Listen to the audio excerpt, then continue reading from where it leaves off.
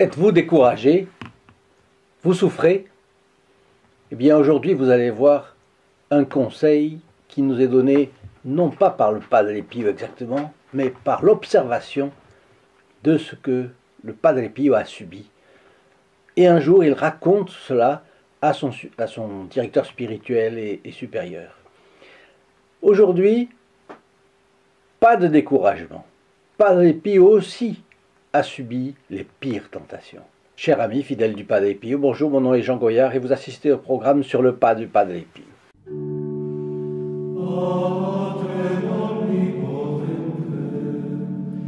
Et bien voilà, aujourd'hui, dans un livre, les lettres du saint de Pietrelcina de Gianluigi Pasquali, on trouve la lettre à son directeur spirituel, le Padre Benedetto de San Marco in Lamis. San Giovanni Rotondo, 6 mars 1917. Donc, le Padre Pio est au début, vous savez qu'il a été ordonné en 1910, donc il est quand même au début de son sacerdoce. Et voilà ce qu'il dit. « Mon très cher Père, que Jésus continue à posséder votre cœur complètement jusqu'à votre transformation en lui dans la gloire des terres célestes.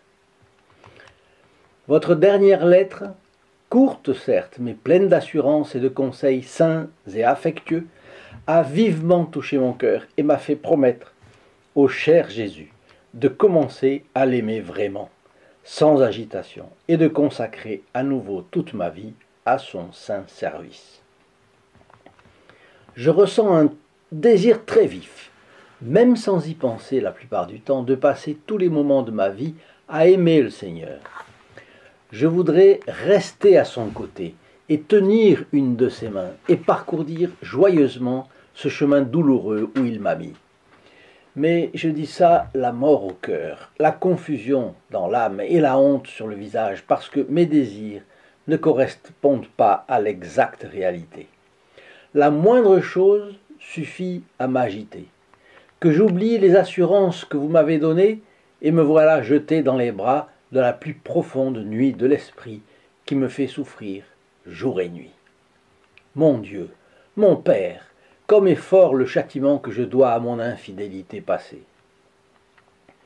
Je voudrais que mon esprit ne pense à rien d'autre que Jésus, que mon cœur ne batte que pour lui, et toujours. Tout ça, je le promets à Jésus, assidûment, mais malheur à moi, je sais bien que l'esprit s'égare, ou plutôt se perd dans la dure épreuve où il se trouve, et alors le cœur se consume dans cette douleur. Il est vrai que tout est consacré à Jésus et que j'ai l'intention de tout souffrir pour lui. Mais je n'arrive pas à en être capable. Je suis sans aucune lumière, et cela suffit à me remplir de peur et même de terreur, et à me faire croire que je suis sous la rigueur de la justice divine. Alors, je fais une pause. La grande préoccupation de la vie du Padre Pio a toujours été celle-ci. La Sainte Vierge Marie est-elle satisfaite de moi? Mais en plus, ici, dans cette lettre, où il confie les recoins de son âme à son Père spirituel, vous le voyez, il est dans la nuit de la foi. Et ça, c'est la nuit de la foi qu'ont éprouvé les grands saints. Dieu permet cette épreuve pour les faire monter encore plus haut dans la vertu de foi, qui à ce moment-là n'est soutenue par rien d'autre que les principes chrétiens qu'ils ont appris, c'est-à-dire la doctrine catholique. Et ils savent très bien le credo, enfin tout ce qui fait la doctrine catholique, la vie de notre Seigneur Jésus-Christ, tout cela ils savent.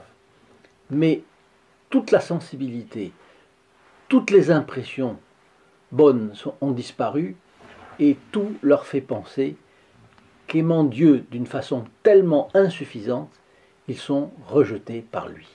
C'est atroce. Vous voyez, c'est ce qu'on appelait la nuit de la foi. Sainte Thérèse de l'Enfant Jésus a passé les 2 dernières années de sa vie, 2 ans complets, jusqu'à sa mort. Et puis tout d'un coup, elle a eu une extase et elle est morte. Mais vous voyez comment c'est dur, la sensibilité. Nous, normalement, nous avons dans la tête les principes, bien sûr, de la foi, mais nous avons la sensibilité qui accompagne. Eh bien, imaginez que là, toute sensibilité disparaît. Tout est amertume, fadeur, et il faut croire tout de même. Et lui qui poussait le Padre Pio, ou qui poussait ses pénitents à fuir l'inquiétude, l'angoisse, l'agitation, eh bien, il s'avoue en proie à tout ça. Et alors qu'il avait l'âme droite, pure et aimante, contrairement à la nôtre. Donc nous mesurons la différence entre un saint et nous.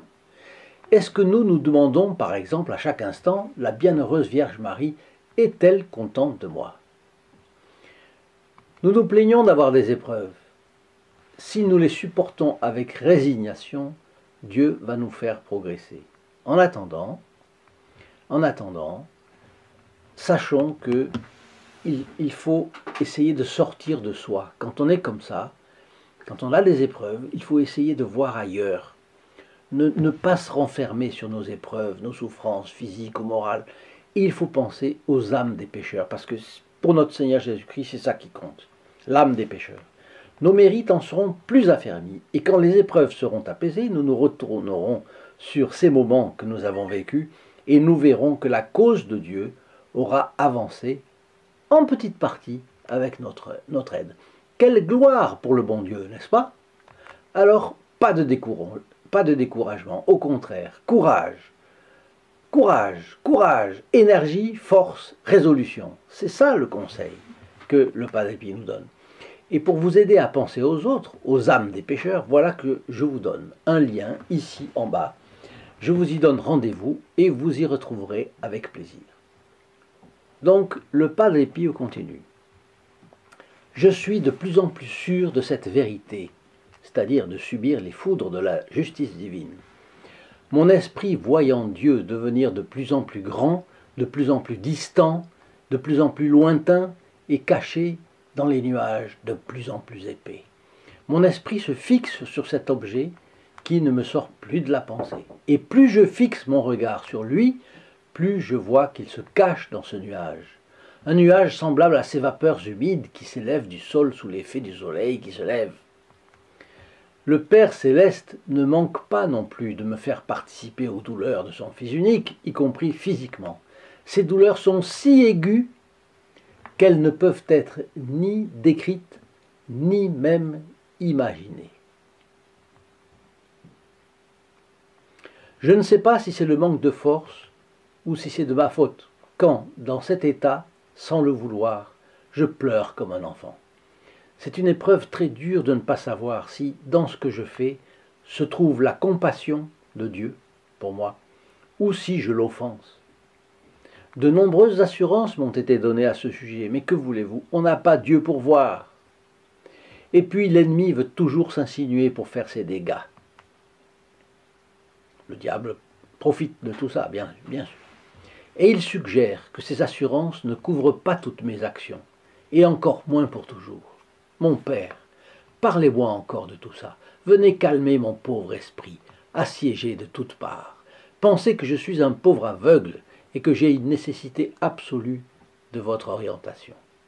Ne m'abandonnez pas, mon Père. Si vous me voyez sur la mauvaise route, n'ayez pas peur de me condamner, parce qu'à ce moment-là, j'espérerai que le Seigneur me fasse miséricorde en me remettant sur le droit chemin qui mène à lui. Vous voyez comme le Padre Pio est d'une humilité absolument incroyable.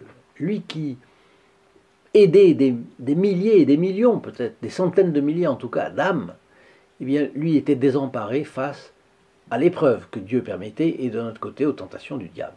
Maintenant, je vous demande une permission, sûr que vous ne me la refuserez pas.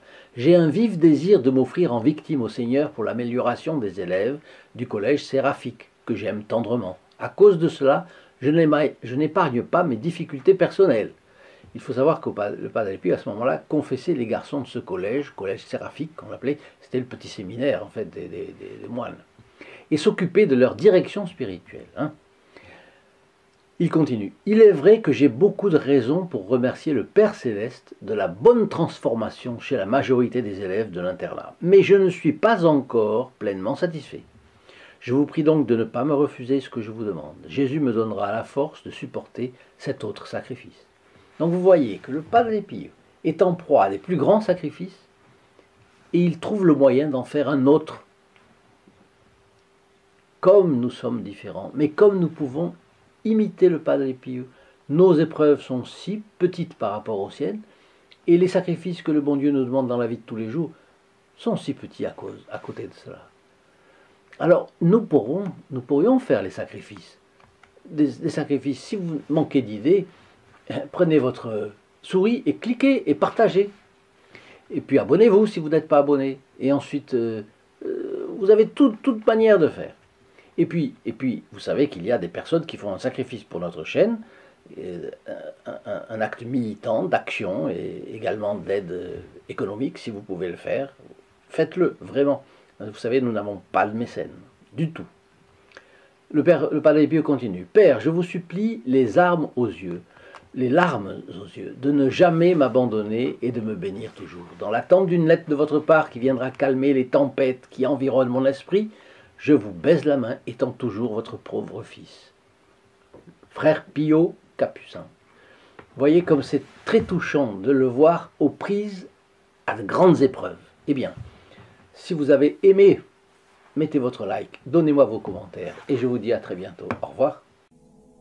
In nome del Padre, del Figliolo e dello Spirito Santo, e così sia. Sia lodato Gesù e Maria, e